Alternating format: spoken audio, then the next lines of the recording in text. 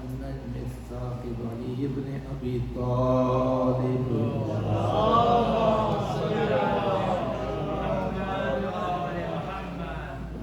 الله على أعدائهم وغاصب حقوقهم ومنكر فضائلهم أجمعين من الآن إلى قيام يوم الدين. أما بعد فقد قال الله سبحانه تبارك وتعالى في محكم كتابه الحكيم وهو أصدق القائلين. بسم الله الرحمن الرحيم. وأقم وجهك للدين حنيفا فطرة الله التي فطر الناس عليها لا تبديل لخلق الله ذلك الدين القيم ولكن أكثر الناس لا يعلمون. صدق الله العلي العظيم. اللهم صل على محمد.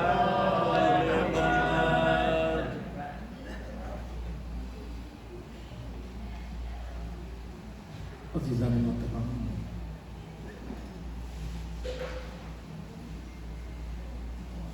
دیکھتے ہی دیکھتے عشرے کا اختتام ہو رہا ہے.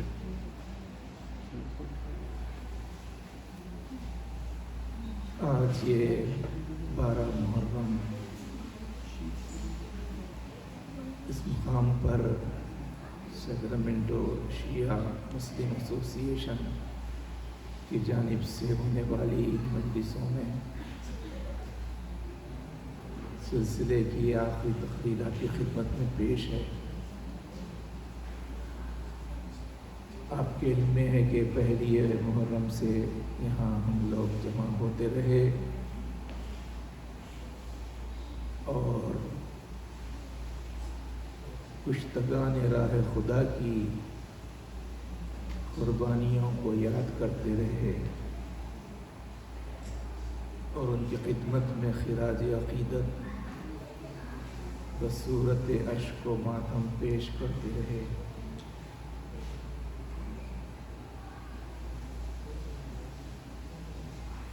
یقیناً آپ نے اپنے ایمان و ایقان و عرفان کا اور قوت ارادی کا مظاہرہ کیا اور ایک زندہ قوم ہونے کا اظہار فرمایا کہ جہاں پوری کی پوری ملت و کمیونٹی جس میں مرد حضرات بھی، بزرگ بھی، جوان بھی، بچے بھی اور خواتین بھی، سب کے سب جو ساتھ میں مل کے اذا کا اہتمام کرتے رہے، اس سے یہی ثابت ہوا کہ وہ ہم ہی ہیں کہ جس کے لیے فاطمہ نے دعا مانگی تھی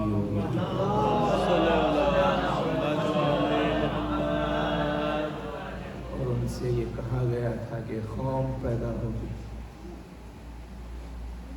کہ جس کے مرد حسین کے مردوں پر، جس کی عورتیں حسین کی عورتوں پر، اور جس کے جوان حسین کے جوانوں پر، جس کے بچے حسین کے بچوں پر کیا کریں گے اور یاد بنائیں گے. اور یہ سلسلہ قیامت تک چلے گا.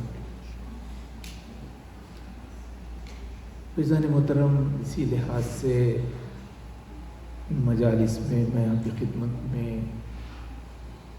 شہادت حسین کے اس مقصد پر گفتگو کر رہا تھا کہ جو بنیادی مقصد تھا کہ جہاں بیعت کا سوال کیا گیا امام وقت سے اور پھر کہا گیا کہ اگر یہ نہ ہو تو پھر ختم کر دیے جائیں گے۔ امام حسین نے انکار بیعت فرمایا، وہ فرمایا کہ میں سر کٹا سکتا ہوں لیکن جھکا نہیں سکتا، اس لیے کہ حسین سارے انبیاء کے وارث تھے۔ حسین اللہ کی طرف سے بنائے ہوئے نمائندے تھے جو کسی حال میں اس منصب کو نہیں بیچ سکتے تھے، اس کا تحفظ ضروری تھا۔ تو امام حسین نے اس کو بچایا ہے۔ اگر منصب امامت و ولایت نہ بچتا تو پھر نہ نمازیں بچتی، نہ روزے بچتے، نہ حج بچتا، نہ عبادتیں بچتی۔ اب جو تحفظ امامت و ولایت کا حسین نے کیا تو اس کا اثر یہ ہوا کہ نمازیں بھی بچ گئی، روزے بھی بچ گئے، عبادتیں بھی بچ گئی۔ تو میں نے کہا کہ اسی کو سمجھنا اور اسی کو سمجھانا ہے، اور یہ مجلس کی بنیادی کوئی صفت ہے کہ اس میں یہ ہوتا ہے، امامت و ولایت کا تذکرہ ہوتا ہے، بالخصوص پہلے امام امیر المومنین علی ابن ابی طالب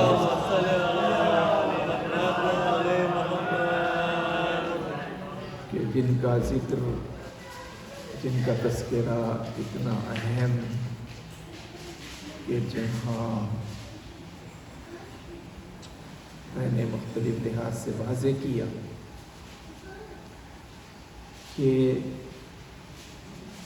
ہم اس کو سمجھیں اور سمجھائیں، اور پھر یہ کہ امام حسین کے لشکر نے جو ایسے صفات ظاہر ہوتے رہے جو حقیقی اسلامی صفات ہیں، جو انسانی اقدار ہیں، اور وہ ساری چیزیں ہیں، اس لیے یہ بنیادی طور پر ان کے دلوں میں محبت علی تھی۔ فوج مخالف میں جو چیزوں کا اظہار ہوا، بہیمیت کا اور ظلم کا اور تمام ان چیزوں کا کہ جس کی وجہ سے آج انسانیت ٹاٹا ہوتی ہے، تو اس کا بھی سبب یہ تھا کہ ان کے دلوں میں بغض علی تھا۔ عزیزان محترم، اب یہ ہے کہ اسی کو سمجھنا اور سمجھانا ہے۔ اب بہت سے لوگ ظاہر ہے کہ اس میں اس کو سمجھتے نہیں ہیں، ہم بھی ظاہر ہے کہ وہی چاہتے ہیں، اچھائیوں کو پیدا کریں، برائیوں کو ختم کریں۔ یہ نہیں ہے کہ معاذ اللہ اس میں برائیوں کے بڑھنے کی دعوت دی جاتی ہے اور اچھائیوں کی کم ہونے کی دعوت دی جاتی ہے، ایسا نہیں ہے۔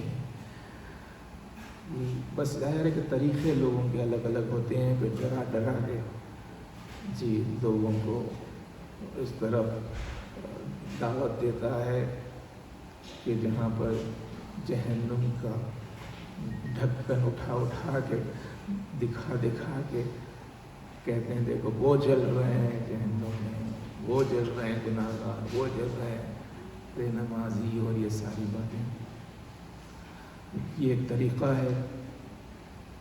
لیکن یہ کہ آپ اگر دیکھیں پوری شریعت کو اور مزاج شریعت کو، تو وہاں پر یہ کہا گیا کہ وہ عبادت نہیں ہے بلکہ وہ غلامی ہے جو خوف سے کی جا رہی ہے، اور وہ عبادت نہیں ہے بلکہ تجارت ہے جو لالچ میں کی جا رہی ہو۔ حقیقی عبادت وہی ہے جو معرفت کے ساتھ کی جا رہی ہے۔ تو یہ فرق ہوتا ہے، یہ معیارات میں یہ معیار وہی ہے جو آپ کے میرے مولا امیر المومنین علی ابن ابی طالب علیہ السلام نے بیان فرمائی ہے، اور یہی علی والوں کا معیار ہے کہ وہ معرفت کے بعد سے، تو جو ہے یہاں پر بھی یہی ہے کہ ہم بھی اپنے نوجوانوں کو جو پیغام دیتے ہیں نئی نسل کو وہ اسی لحاظ سے دیتے ہیں. ہمارا بھی پیام وہی ہوتا ہے لیکن ہم مولا کائنات کے لحاظ سے پیش کرتے ہیں. اس لیے کہ ہمارا صرف اسلام معلوم نہ، صحیح اسلام معلوم جی. اور یہی نبی اکرم نے بھی کہا تھا کہ میرے بعد تم قرآن اور اہل بیت سے وابستہ ہوگے تو پھر گمراہ نہیں ہونا. تو آپ کہہ رہے تھے کہ قرآن کو پڑھو لیکن اہل بیت کے نور کی روشنی میں، سبحان اللہ، ورنہ یہ کہ تم نہیں پا سکو گے اسلام کو. آپ دیکھیں چنانچہ اس سلسلے میں کسی مفکر شاعر نے کہا کہ راہ حق ڈھونڈنے نکلے ہو اندھیرا کر کے، راہ حق ڈھونڈنے نکلے ہو اندھیرا کر کے، یہ جنون چھوڑے گا تم کو، یہ جنون چھوڑے گا ایک دن تمہیں اندھا کر کے، یہ جنون چھوڑے گا ایک دن تمہیں اندھا کرتے. اور اندھا کر کے بھی انہوں نے معیار کہا کہ اپنے بچوں کو دیا کرتے ہیں ہم درس حیات، اپنے بچوں کو دیا کرتے ہیں ہم درس حیات، تذکرہ اپنے محافل میں علی کا کر کے.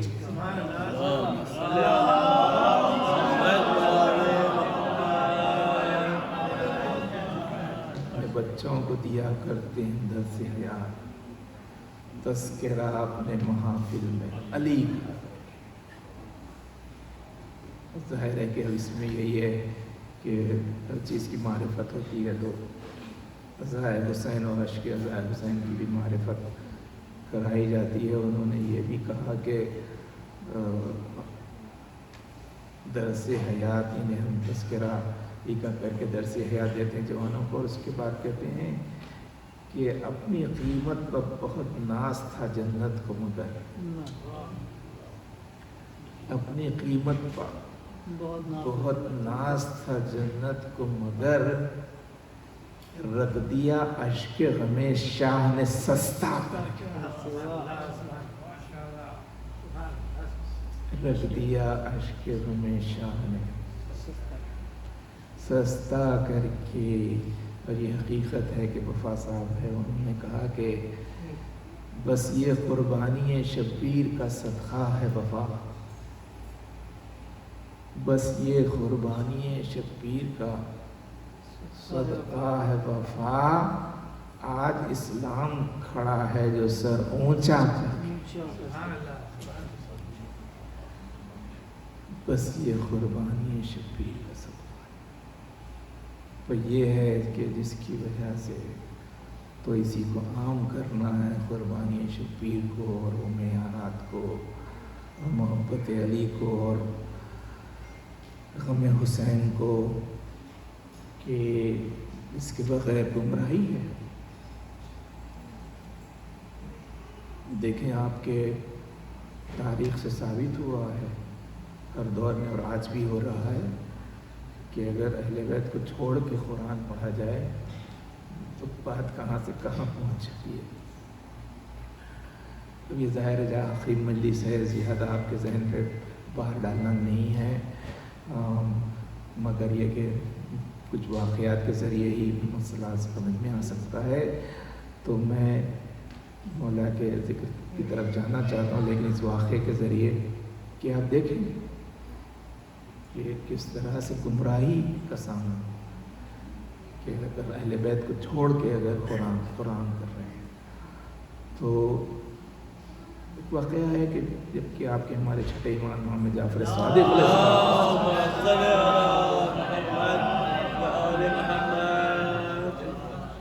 حضرت کے زمانے میں ہوا یہ کہ مدینے میں مسجد نبوی میں ایک شخص آیا اور وہ زبردست مقرر تھا، بڑا چرچا ہوا، لوگ کہہ رہے تھے کہ بڑا زبردست تقریر کرتا ہے، بڑی زبردست تقریر کرتا ہے. تو اتفاق ایسا ہوا کہ امام کا بھی ادھر سے گزر ہونے لگا تو آپ بھی ادھر سے رک کے آپ نے بھی سماعت فرمایا. تو وہ ادھر کہ اپنے آپ کو ذرا سا اس کی نظروں سے بچائے رکھے ہوئے تھے، تقریر کر رہا تھا. تو ہم نے دیکھا واقعی وہ بڑا ترار تھا، زبردست تقریر کر رہا تھا. اور اس کے بعد تقریر ختم ہوئی، ممبر سے اترا اور اس کے بعد اب وہ باہر نکلا، جانے لگا ایک طرف، تو حضرت فرماتے میں بھی پیچھے پیچھے جانے لگا، یہاں تک کہ وہ ایک بازار میں گیا.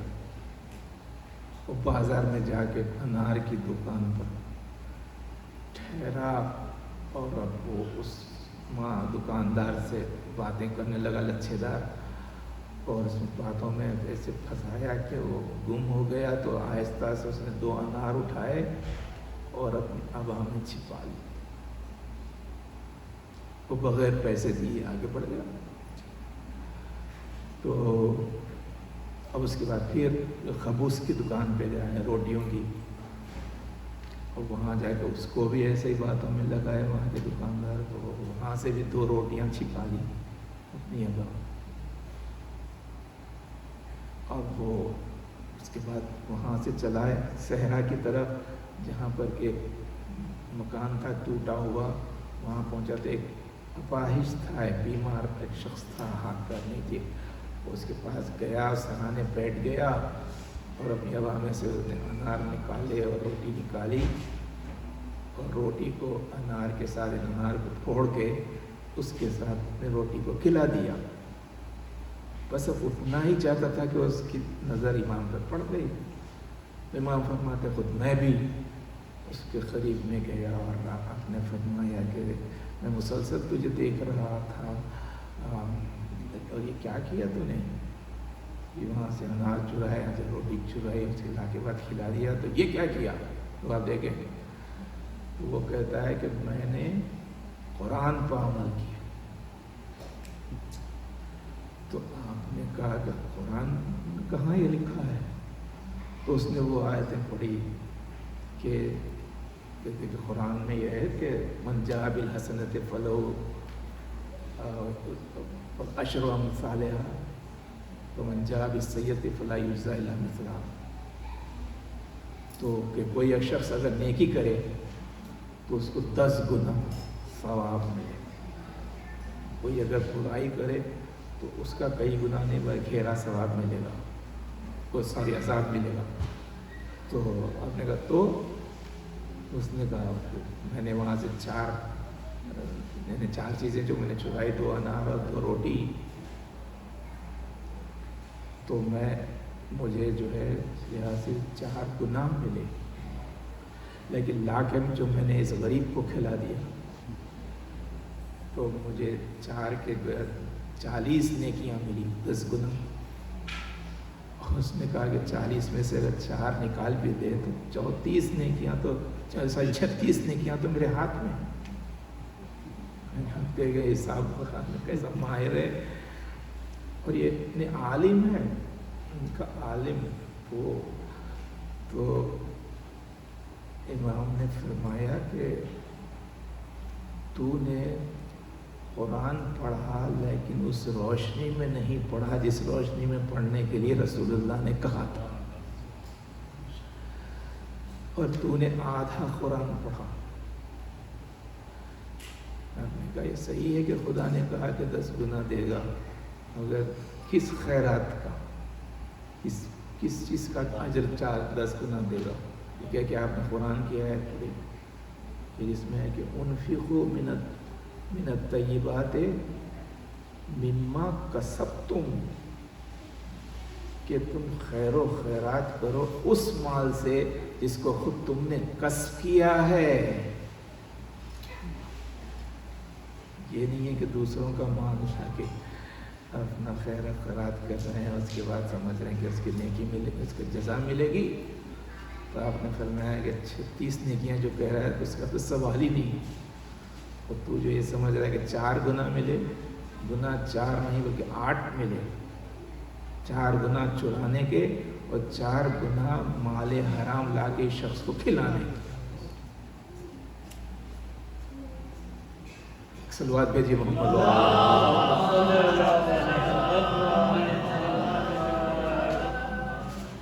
دیکھنا یعنی اہل بیت کو چھوڑ کے اگر قرآن لیتے یہ ہوتا. تو یہی میں نے کہا عالم یہ کر رہا تھا، جاہلوں کا تو چھوڑ ہی دیجیے. ایسے ہی بس اپنے من گھڑت ترجمے اور من گھڑت چیزیں اور سب یہ کر رہے ہیں. تو عزیزان محترم دیکھیے آپ، یہ ہے اسلام نے کہا حقیقی اسلام جب معلوم ہوگا. اس میں انہیں کئی باتیں ہیں اس کے اندر، اگر آپ غور فرمائیں. سب کے لیے ہے یہ، ہمارے لیے بھی ہے، سب کے لیے بھی. یہ اصل ہے وہ قابل ہو، یعنی اپنا ہو، دوسروں کا نہ ہو. جی یعنی وہ سمجھیں کہ اللہ یہ چوروں کی خیر و خیرات کو، چوروں ڈاکوؤں کی قبول کرے گا. جی وہ تو اس مال کو قبول کرتا ہے جو تقوی کے احساس کو دی جائے. جی وہ قبول کرتا ہے. سب یہیں سے میں موڑ رہا ہوں، آپ توجہ فرمائیں کہ ایسا نہیں ہوگا کہ دوسروں کے مال کے جو اللہ کے نام پہ. میں یہ بھی کہہ دوں کہ میں چونکہ حیدرآبادی ہوں، وہاں کے بھی کچھ لوگ ہوں گے سن رہے ہوں گے. تو وہاں پر ایک حلوائی کی دکان ہوتی. حلوائی کی دکان پاکستان میں بھی ہوتی ہوگی کہ مٹھائیاں وغیرہ ہوتی ہے، وہ سب بیچتے ہیں. تو لڈو وغیرہ یہ وہ جو ہوتے ہیں تو لوگ جا کے خریدتے ہیں.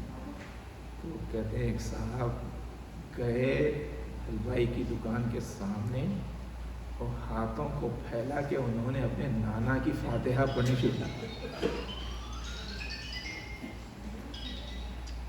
تو وہیں سے شروع ہوا کہ حلوائی کی دکان پہ نانا کی فاتحہ. جی ایسا نہیں. اب اس کے بعد پھر یہ امید کہ اللہ تو عمل کو بھی دیکھتا ہے، انٹینشن کو بھی دیکھتا ہے، نیتوں کو دیکھتا ہے، کہاں کیا کدھر.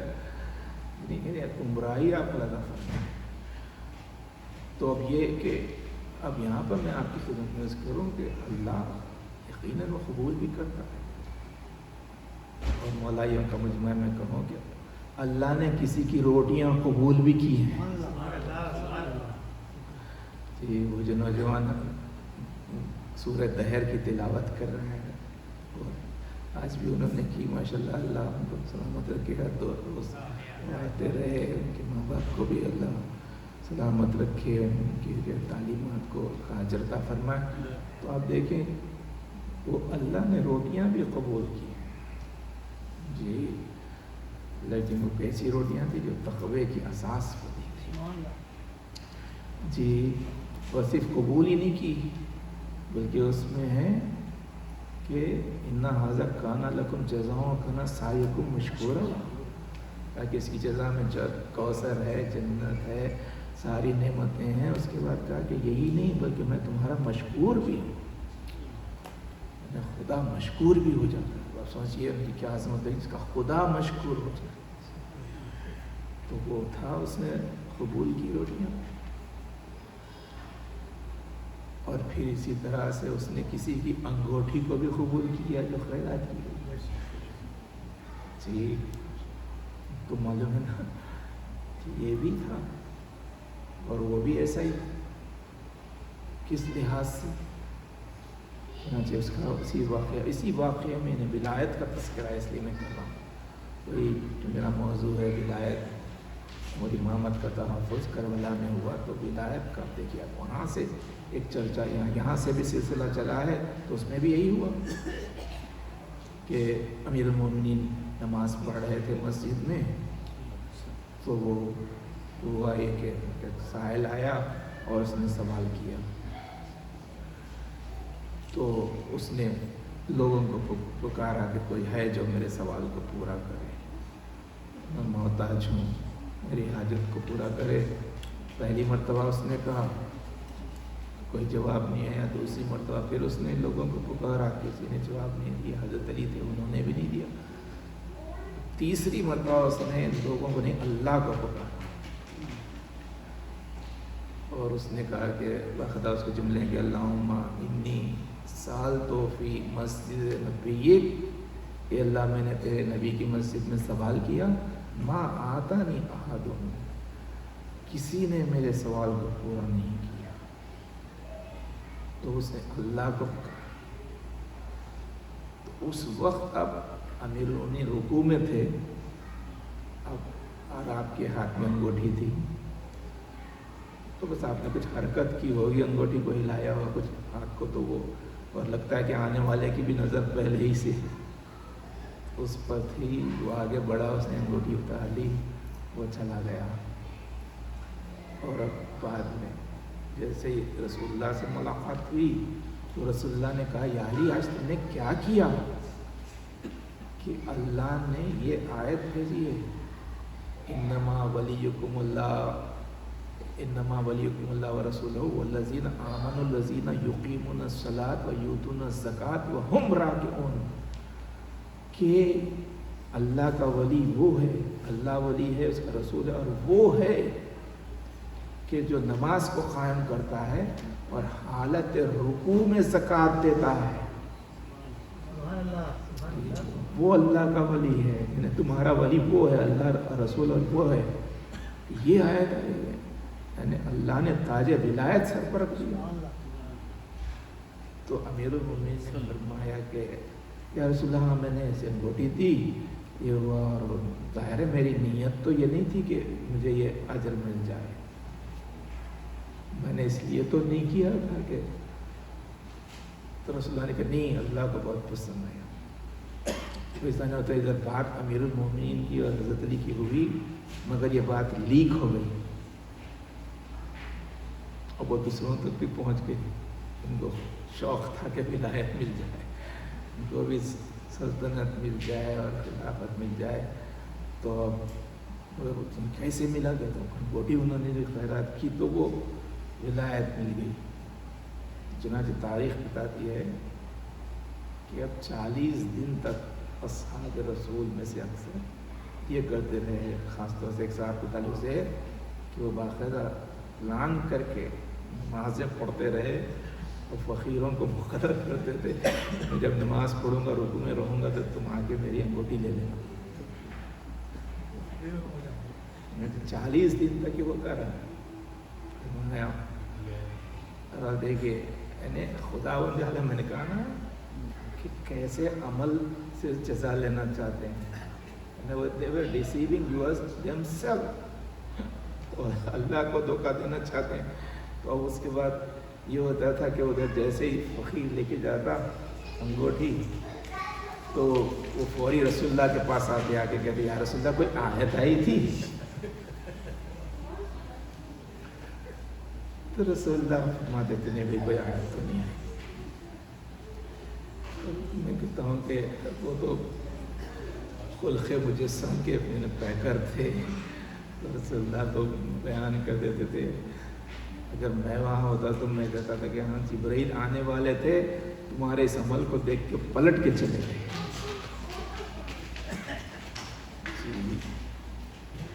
کیا اس کی ہم سری کر رہے ہیں، کیا دھوکہ ہے فرمانا۔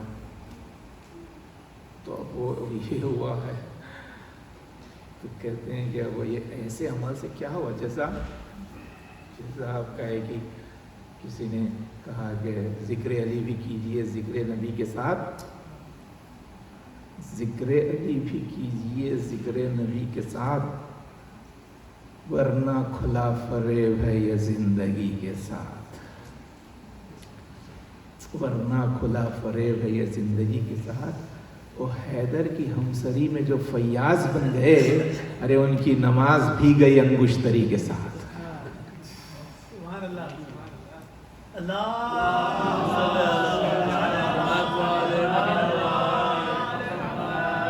حیدر کی ہمسری میں جو فیاض بن گئے ان کی نماز بھی گئی انگشتری کے ساتھ۔ اب آپ لگا فرمائیں کہ یہی ہے نا، اب وہاں پر بھی یہ واقعہ ہے، تاریخی واقعہ یہ ہوا ہے جی۔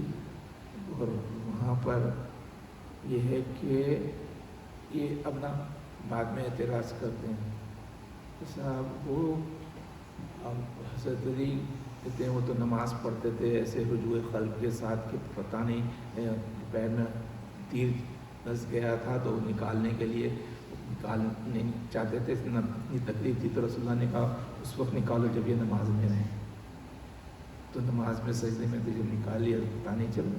یا تو اتنا رجوع قلب، یہاں پر یہ سائل آیا تو اس کو انگوٹھی دے دی. لیکن بس یہی ہے، میں نے کہا نا باتوں کو بس توڑ موڑ کے پیش کیا جاتا ہے، آدھا پورا نہیں. کیا ہوا؟ میں نے ابتدا میں عرض کیا کہ سائل نے آ کے پہلے لوگوں کو آواز دی، کوئی ہے میرے سوال کو پورا کرے.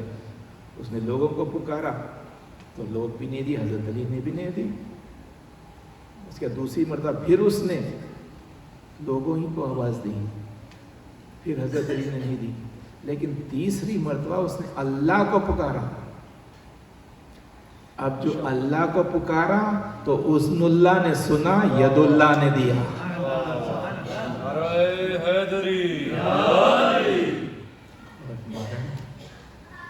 اذن اللہ نے سنا، ید اللہ نے. تو عزیزان محترم، اب اس واقعے میں آپ دیکھیں تو اس کا تذکرہ قرآن میں آیا اور یہ کہا جا رہا ہے کہ انہوں نے زکوٰۃ دی.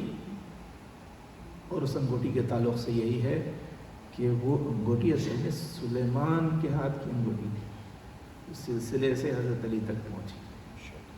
وہ کہتے ہیں وہ سلیمان جنہوں نے دعا کی تھی کہ پالنے والے مجھے ایسی حکومت عطا کر کہ جو کسی کو تو نے عطا نہیں کیا، میرے بعد بھی نہیں عطا کرے گا. تو ان کو جو حکومت ملی زمین آسمان انس جنس بدھ سب کے اوپر ان کو حکومت مل گئی، اور وہاں فضاں سب کے اوپر. تو اب ظاہر ہے وہ حکومت، تو اب یہ ہو سکتا تھا میرے جیسی حکومت کسی کی نہیں ہے، تو اب یہ بھی تو بتانا تھا کہ بھائی تم سے بھی افضل ہے. تو وہ اس حکومت کے تعلق سے یہ ہے کہ اس حکومت دی گئی ان کو، لیکن اس پر جو ایگزیکیوشن آیا تھا وہ اس وقت آیا جب ایک انگوٹھی عطا کی گئی تھی. انگوٹھی انہوں نے پہنی تو پھر وہ پاور آف ایگزیکیوشن آ گیا تھا پوری حکومت. وہ کہتے ہیں ایک مرتبہ کچھ ہوا اور وہ انگوٹھی پانی میں گر گئی. تو جو گر گئی تھی تو اس کے بعد یہ حالت ہے کہ اثر ہی نہیں دکھ رہا ہے. یا تو ان کی حکومت ہواؤں پر تھی، ان کا امر چل رہا تھا. اب یہ حالت ہے کہ ہواؤں کو کچھ کہتے تو ہوا ہوا ہو جا رہی جی. اور وہ جو طاقتور جو ہے جو جن تھے کیا تھے وہ تو منہ پھیر لے رہے ہیں جب پکار رہے ہیں. پھر جب وہ انگوٹھی آئی تو پھر اثر آیا. اس کا مطلب یہ ہے سمجھایا گیا کہ وہ سلیمان کی جو حکومت انگوٹھی میں تھی وہی انگوٹھی علی نے خیرات کی ہے. وہی یعنی سلیمان کی حکومت کو خیرات کی ہے. اس لیے کسی نے کہا جتنی گراں بہا تھی سلیمان کی مملکت، جتنی گراں بہا تھی سلیمان کی مملکت، ارے اتنی زکوٰۃ دی ہے علی نے نماز میں. صلوات علی محمد و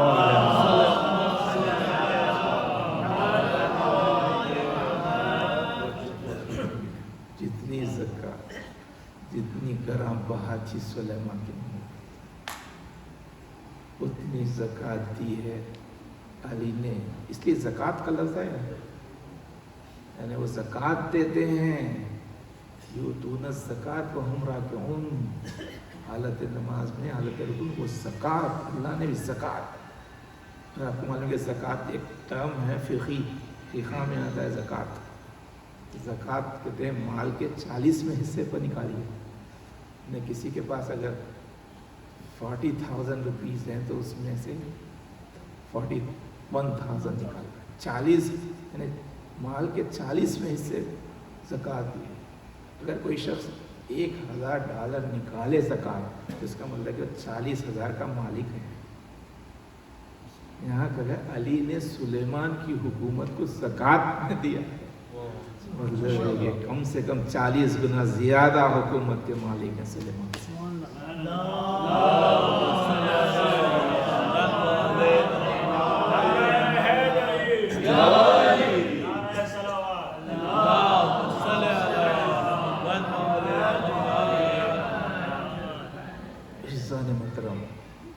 کیا کہ اگر سمجھنا چاہے انسان بہت سی چیزیں سمجھ سکتا ہے. دیکھیے اب یہیں پر جو ہوا اس نے اللہ کو پکارا اور ملا کس سے؟ علی کے ہاتھ سے. جی تو اگر سمجھنا چاہے تو انسان سمجھ سکتا ہے. میں کہتا ہوں کسی سے نہیں، کم سے کم وہ فقیر مسجد سے سمجھے جو آیا تھا، اس نے بھی سمجھے ہے. تو کوئی کہتا ہے کہ کہتا ہے فقیر در مسجد یہ جہاں سے، کہتا ہے جاگ کے سنیے کہ کہتا ہے فقیر در مسجد یہ جہاں سے، اللہ سے مانگو گے تو حیدر سے ملے گا. اللہ سے مانگو گے تو حیدر سے. بہت مانا کسی کو بھی پکارو ملتا حیدر ہی سے. ان کو اللہ نے ذریعہ اور وسیلہ بنایا. حضور میں نے اس کیا مجلسوں میں میں نے اس کا لحاظ رکھا کہ ہم متوجہ ہوں. وہاں پر قرآن میں کہا گیا کہ بہت سے انسان اسلام سے واقف ہیں. ناس کا لفظ آیا جس میں غیر بھی آ جاتے ہیں، اپنے بھی آ جاتے ہیں، مسلم نان مسلم سب. جی وہ بھی ایسے ہی. میں امیر المومنین کہ میرے یہ عظمت ہے جی، اس لیے ان کا تذکرہ لازمی ہے کہ جہاں پر حقیقی معیارات سمجھ میں آئیں. بحضور ظاہر ہے کہ یہ فیضان ہے مجلس حسین کا. یہ غم کے عنوان سے ہم بظاہر جمع ہوتے ہیں لیکن پورے دین سے واقف ہو جاتے ہیں. ظاہر پہلی محرم سے آپ ہم جمع ہوتے رہے، یہ فیض حاصل کرتے رہے.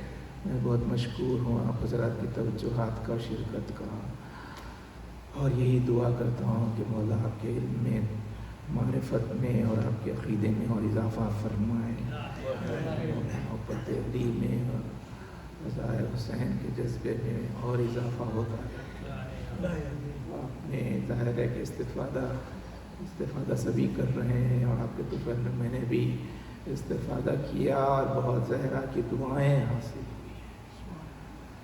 وہ لوگ جو بہت ہی اپنے وقت کو صرف کر رہے تھے، اپنی دولت کو، اپنی توانائیوں کو، انہوں نے ساری چیزیں ظاہر ہے کہ حاصل کی، اور اس کی وجہ سے سال بھر ایمان میں چلا رہتی ہے اور حضور یہ ہوتا ہے. تو ابھی جس کو معلوم ہے مجلسوں کا فیض اور اس کا اثر، تو وہ ہوتا یہ ہے کہ جب یہ سلسلہ اختتام کو پہنچتا ہے تو تأسف ہوتا ہے کہ ہائے دیکھتے ہی دیکھتے دن تمام ہو گئے، دیکھتے ہی دیکھتے پہلا عشرہ تمام ہو گیا.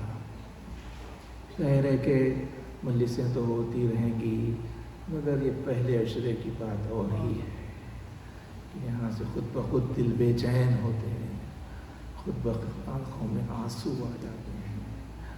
بحضور ہر جگہ یہی ہوتا ہے کہ عزادار اہتمام کرتے ہیں، لیکن یہ کہ یہی احساس ہوتا ہے کہ ہم نے عزاداری تو کی لیکن عزاداری کا ہم نے حق ادا نہیں کیا. اب ظاہر ہے کہ آئندہ سال یہ غم تو پلٹ کے آتا رہے گا جب تک کہ اللہ کا نام باقی ہو سکتا، حسین کا نام باقی رہے گا. یہ نہیں مٹ سکتا، لیکن یہ کہ اپنی زندگی کا بھروسہ نہیں معلوم کہ آئندہ سال پہ زندہ رہیں گے، صفِ عزا پر آئیں گے یا قبر میں خاک اڑائیں گے. بحضور یہی وجہ ہے کہ اس میں جو جذبے ہوتے ہیں دل بے چین ہو جاتا ہے. اسی کو نے کہا کہ عزاداری کے یعنی پہلے عشرے کا آخری دن آتا ہے تو پھر یہی خیالات آتے ہیں. تو اسی جتنی جذبوں کو مختلف لحاظ سے محفوظ کیا گیا.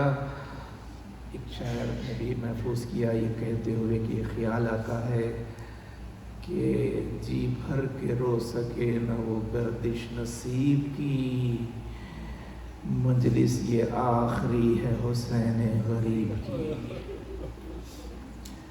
اگلے برس حسین محرم میں آئیں گے، باقی رہی حیات تو یہ غم منائیں گے. پھر فاطمہ کے لال کو آنسو بہائیں گے، گر مر گئے تو قبر میں ہم خاک اڑائیں گے. تیار قافلہ شہ مشرقین کا، لو کربلا کو جاتا ہے کنبہ حسین کا. رب کی آواز ایسے ملتا کربلا والے ہمارے گھروں میں آ گئے. لوگ کربلا کو جاتا ہے کتبہ حسین کا، اور ایسے ہی میں دل کی آواز آتی ہے کہ عباس با وفا علی اکبر نہ جائیے،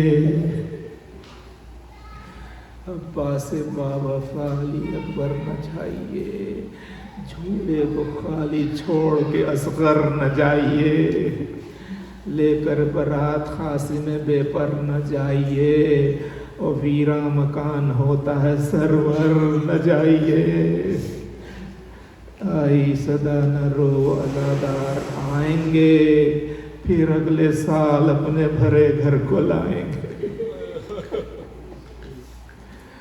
اور ساتھ میں یہ بھی آواز آتی ہے کہ بے چین فاطمہ ہے نا صبح تم، میں جا رہا ہوں رو کے نہ مجھ کو رلاؤ تم، زحمت نہ ہو تو میری زیارت کو آؤ تم، اور تربت پا کے اشکوں کی چادر چڑھاؤ تم، مہمان جو کربلا میں میرے پاس آئیں گے ان سب کی پیشوائی کو عباس آئیں گے۔ اور باب رضا میں آپ سب کی طرف سے یہی کہوں، کربلا والو جب اپنی منزل پر پہنچنا تو ان رونے والوں کو وہاں یاد کر لینا۔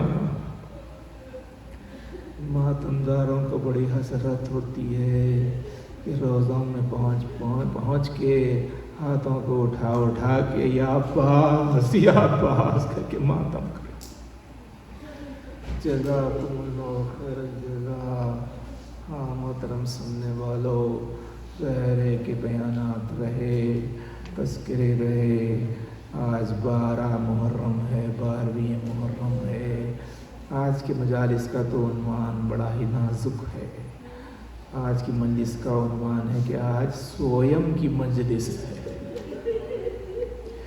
کہیں پر کہا جاتا ہے کہ آج زیارت کی مجلس ہے۔ اے ارباب رضا، میں پوچھوں آپ سے کہ 1-2 کا سویم ہے، ارے 72 کا سویم ہے، 72 کا سویم ہے، اور کیسوں کا اکبر سے شیریں سخن کا سویم ہے، اور قاسم سے گل بدن کا سویم ہے، اصغر سے غنچہ دہن کا سویم ہے، عباس سے دلاور کا سویم ہے، حسین سے سرور کا سویم ہے۔ بس ارباب عذاب جانتے ہیں کہ یہ ہوتا ہے ہمارے اپنے معاشرے میں اور اپنے کلچر میں کہ کہیں پر کوئی گزر جاتا ہے تو اس کا سویم بھی ہوتا ہے، اس کا 10واں بھی ہوتا ہے، اس کا 20واں بھی ہوتا ہے، مہینے کی فاتحہ ہوتی ہے، چیلم ہوتا ہے، برسی ہوتا ہے۔ لیکن عزیزو، سویم جو ہوتا ہے تو وہ جو دن شمار کیے جاتے ہیں، تیسرے دن ہوتا ہے، تو وہ 3 دن جو بس یہ جملہ سنے آپ جب یاد آئے گا آپ روئیں گے کہ کوئی اگر مر جائے تو سویم جو ہوتا ہے تو 3 دن جو شمار ہوتے ہیں، تو عزیزو وہ 3 دن وقت انتقال سے شمار نہیں ہوتے، وقت دفن سے شمار ہوتے ہیں۔ ارے میں کوئی حسین کے عزادارو، آپ حسین کا سویم تو کر رہے ہیں، لیکن بتاؤ کیا حسین دفن بھی ہو گئے؟ اس کا سویم ہے جس کا جنازہ 3 شبانہ روز چلتی ہوئی زمین پتھرا رہا، رات بھر کی اوس اور دن بھر کی دھوپ گزرتی رہی۔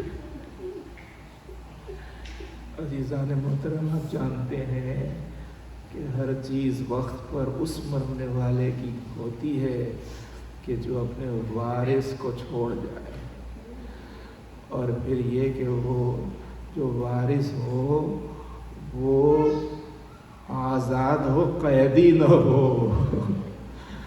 حسین نے بھی اپنا وارث چھوڑا تھا، لیکن یہ کہ ادھر یتیم ہوئے اور ساتھ ہی میں پھر اسیر بھی ہو۔ تو حضور میں نے عرض کیا کہ بڑا نازک مسئلہ ہے کہ وارث غم جو ہوتا ہے، اس لیے حکم ہے شریعت کا کہ کہیں پر اگر تم خبر سنو کہ کوئی شخص گزر گیا ہے تو کہتے ہیں کہ دوڑو اور جاؤ گھر پر اور جا کے وارث غم کا ہاتھ بڑھاؤ، اس لیے کہ اگر دفن میں اور دوسرے رسومات میں اگر دیر ہو جاتی ہے تو وارث ان کے دل پر داغ زندگی بھر رہ جاتا ہے۔ اب آپ نے سنا، اب آپ سوچئے کہ 40 برس تک سید سجاد کیوں تڑپتے تھے، بار بار یہی کہتے کہ ارے میں وہ بدنصیب بیٹا ہوں جو اپنے باپ کو وقت پر دفن نہیں کر سکا۔ اہل حضرت 2 چیزیں تھیں کہ جس پر بہت تڑپتے تھے چوتھے امام۔ ایک تو یہ فرماتے تھے کہ میں وہ بدنصیب بیٹا ہوں جو اپنے باپ کو وقت میں دفن نہیں کر سکا، اور کبھی کہتے تھے کہ میں وہ بدنصیب بھائی ہوں جو اپنی معصوم بہن سکینہ کی وصیت پر عمل نہیں کر سکا۔ زندان میں جب سکینہ قدم ٹوٹ رہا تھا تو یہی کہا تھا کہ ماں جائے، میں نے پیاس کی بڑی مصیبت برداشت کی ہے، اگر ہو سکے تو مجھے کسی ٹھنڈے مقام پر دفن کر دینا۔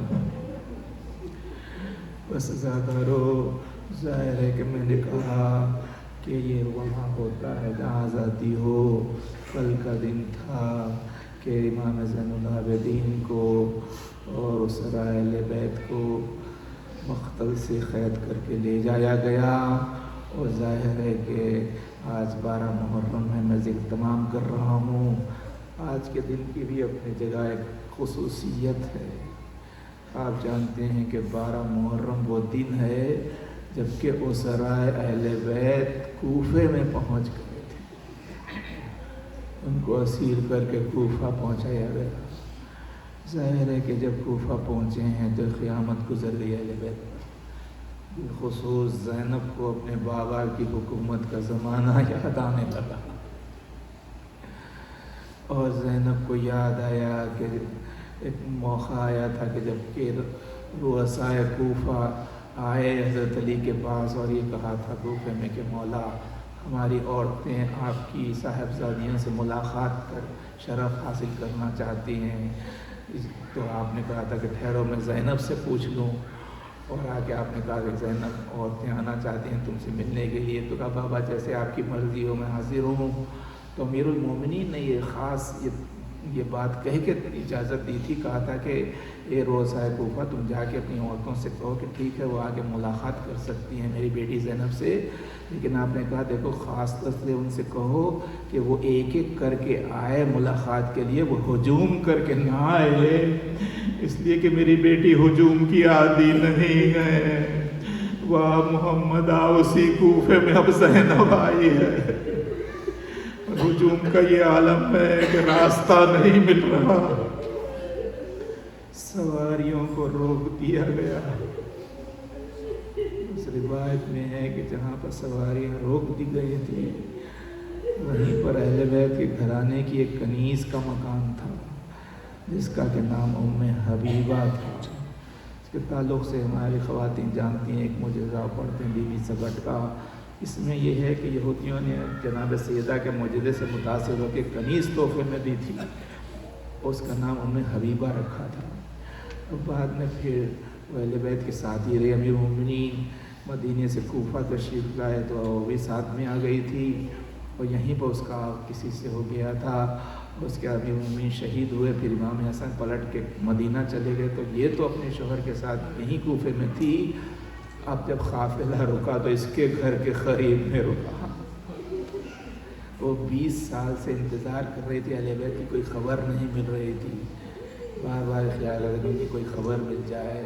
تو ایک مرتبہ لکھا ہے کہ یہ کنیز تھی اہل بیت کی، لیکن اس وقت وہ مالکہ کی حیثیت رکھتی تھی، اس کی خود کئی کنیزیں تھیں۔ تو ایک مرتبہ جیسے وہاں قافلہ رکا تو اس کی کنیزوں نے آ کے کہا کہ بی بی چلیے ہم کو تماشا دیکھنا۔ کہا کس کا تماشا دیکھنا؟ کہا ابھی بھی کچھ قیدی آئے ہیں ان کا تماشا دیکھنا۔ تو میں حبیبہ نے کہا نہیں میں قیدیوں کا تماشا نہیں دیکھوں گی، اس لیے کہ میری شہزادی فاطمہ نے قیدیوں کا تماشا دیکھنے سے منع کیا ہے کہ وہ لوگ بیچارے خود خجل ہوتے ہیں، شرمندہ ہوتے ہیں، ان کا کیا تماشا دیکھا جائے۔ تو ان کنیزوں نے کہا بی بی ہم نے بھی بہت سے قیدی دیکھے ہیں لیکن ہم نے ایسے قیدی نہیں دیکھے، یہ کسی اعلیٰ خاندان سے تعلق رکھنے والے معلوم ہوتے ہیں یا انوار اللہ معلوم ہوتے ہیں۔ ہوگا میں نہیں آؤں گی. بس باب ازا ام حبیبہ اپنے مقام سے اٹھی تو ایک لفظ پر جب آ کے کنیزوں نے کہا بی بی چلیے، اس لیے ہم نے سنا ہے کہ یہ قیدی مدینے کے رہنے والے ہیں. بس ارباب عذاب جب مدینے کا نام سنا تو مدینے کی شہزادیاں یاد آ گئی، مدینے کے شہزادے یاد آ گئے. کہا 20 سال ہوئے کہ مجھے کوئی اطلاع نہیں، شاید ان قیدیوں کے ذریعے ہی ان کو اطلاع مل جائے. آئی باب خانہ پر لٹے ہوئے قافلے پر نظر پڑی. اس نے دیکھا کہ کچھ کٹے ہوئے سر نیزوں پر بلند چلے آ رہے ہیں، لیکن سب سر خاک و خون میں غلطاں ہیں، کوئی پہچانا نہیں جا رہا ہے. ایک مرتبہ اس نے نظر مڑائی تو دیکھا کہ کچھ بے کجاوا اونٹ چلے آ رہے ہیں جن پر کچھ بیویاں بیٹھی ہوئی ہیں. جب اس کی نظر اس سواری پر پہنچی کہ جس سواری پر آپ کی ہماری شہزادی جناب زینب بیٹھی ہوئی تھی، جن کی گودی میں سکینہ بھی تھی جو پیاس سے بہت بے چین تھی. لکھا ہے کہ ام حبیبہ کی نظر جیسے اس سواری پر پہنچی اس سکینہ پر پڑی تو اب نظر ہٹی نہیں، اپنی کنیزوں سے کہنے لگی ارے دیکھو کیسی چاند سی بچی ہے، دیکھو کیسی معصوم بچی ہے. ہائے اس کے رخسار نیلے نظر آ رہے ہیں، اس کے کان زخمی نظر آ رہے ہیں، اس کا پیراہن تار تار نظر آ رہا ہے. اور کہا کہ اللہ ہے بچی پیاسی معلوم ہوتی ہے، لیکن دیکھو کیسی غیرت مند ہے کہ مانگتی نہیں پانی. لکھا ہے کہ اتنی بے چین ہوئی کہ اپنے کنیزوں سے پانی نہیں منگایا بلکہ خود دوڑتی ہوئی گئی اور کاسیاب لی ہوئی آئی. اس کے بعد آہستہ سے کاسیاب بڑھایا جناب زینب کی طرف اور کہا بی بی یہ بچی بہت پیاسی معلوم ہوتی ہے، اب یہ پانی اس کو پلا دیں. جناب زینب نے کاسیاب سکینہ کے ہاتھ پر رکھا. بس سکینہ پینا ہی چاہتی تھی کہ آہستہ سے اس نے کہا بی بی میں نے سنا ہے کہ خدا یتیموں اور اسیروں کی دعاؤں کو قبول کرتا ہے. اے بی بی میری 2 دعائیں ہیں، اس بچی سے کروا دیں، میری تمنائیں پوری نہیں ہو رہی ہیں، میرا شوہر سفر میں ہے، اس بی بی سے کہیے کہ دعا کر دے. تو ایک مرتبہ جناب زینب کو درس دینا تھا، سکینہ کی کلائی پر ہاتھ رکھ دیا اور کہا سکینہ رکو پہلے دعا کرو پھر پانی پینا. بس اباب عذاب رو رہے ہیں، مجھے یقین ہے کسی گوشے میں بیٹھے ہوئے فاطمہ بھی رو رہی آپ کو دعائیں دے رہی ہوں گی. آل محمد کی ایسی مصیبت میں ختم کر رہا ہوں کہ ایک مرتبہ جناب زینب نے روک دیا تو سکینہ نے معصومیت سے کہا مومنہ تیری کیا دعائیں ہیں؟ تو اس نے کہا بی بی دعا کر دیجئے کہ خدا میرے بچوں کو آپ جیسا یتیم و اسیر نہ کرے. اے اولاد والو ننھی سکینہ نے اپنے ننھے ہاتھ آسمان کی طرف بلند کیے، کہا پالنے والے تجھے میری یتیمی کا واسطہ، پالنے والے تجھے میری اسیری کا واسطہ، اس مومنہ کے بچوں کو مجھ جیسا یتیم و اسیر نہ کر. سکینہ نے دعا کی، زینب نے آمین کہی. سکینہ نے کہا مومنہ تیری دوسری دعا کیا ہے؟ تو اس نے کہا بی بی دعا کر دیجئے خدا جلد مجھے مدینہ پہنچا دے. بس ارباب ابھی تک تو حسب معمول جناب زینب سر کو چھکائے ہوئے کلام کر رہی تھی. جیسے مدینے کا نام سنا تو خدا زینب نے سر کو بلند کیا. زینب کی نظر ام حبیبہ پر پڑی تو زینب نے پہچان لیا. ایک مرتبہ آنکھوں میں آنسوں کا طوفان آ گیا، اس لیے کہ زینب کے سر پر چادر نہ تھی اور کنیز کے سر پر چادر تھی. لیکن یہ کہ شہزادے نے فوری نہیں کہہ دیا، اس لیے کہ آل محمد وہ ہوتے ہیں جن کو دوسروں کا خیال بھی ہوتا ہے. کوئی نہیں بتا دیا کہ کہیں اس کا دل نہ بند ہو جائے. اس کو بہلانے کے لیے کہنے لگے مومنہ تو مدینہ کیوں جانا چاہتی ہے؟ اس نے کہا بیوی وہاں تو میری بیوی فاطمہ الزہرا کا مکان ہے، اور ان کا مکان ہے وہ نہیں ہے. کہا وہ نہیں ہے لیکن ان کی قائم مقام زینب اولیاء مقام وہاں رہتی ہے، میرا شہزادہ حسین وہاں رہتا ہے. تو زینب نے کہا مومنہ کیا تو اب زینب کو دیکھے گی تو پہچان لے گی؟ اس نے کہا بی بی آپ کیا کہہ رہے ہیں، میں خادمہ ہوں ان کی، میں نے مدتوں ان کی خدمت کی، بس اب رہا نہ گیا. زینب نے اپنے چہرے سے بالوں کو ہٹا دیا. آنکھوں سے آنسوؤں کا طوفان جاری ہو گیا اور کہا ام حبیبہ تو نے کہاں پہچانا؟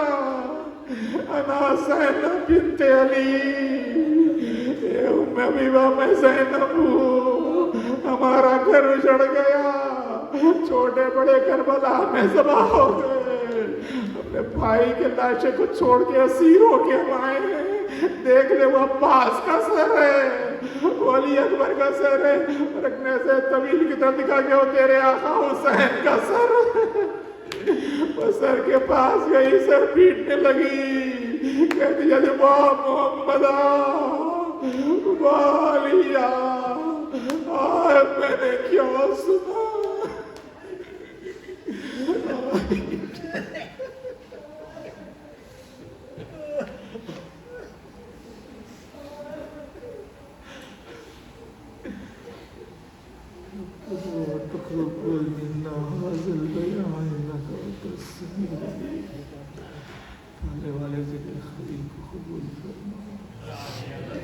ہماری سزاداری کو شرف قبولیت عطا فرما۔ سال آئندہ تک ان تمام مومنین کو زندہ و سلامت ہم سب کو شفاعت امام حسین نصیب فرما۔ اس ادارے کو دن دونی رات چونی ترقی عطا فرما۔ اس کی مدد کرنے والوں کی تو مدد فرما۔ ہمارے مولا کا ظہور جل فرما۔ ہم سب کو آقا کے آوان و صاحب میں شمار فرما۔ یا حسین Ya Hussein, Ya Hussein, Ya Hussein, Ya Hussein, Ya Hussein, Ya Hussein, Ya Hussein, Ya Hussein, Ya Hussein, Ya Hussein, Ya Hussein.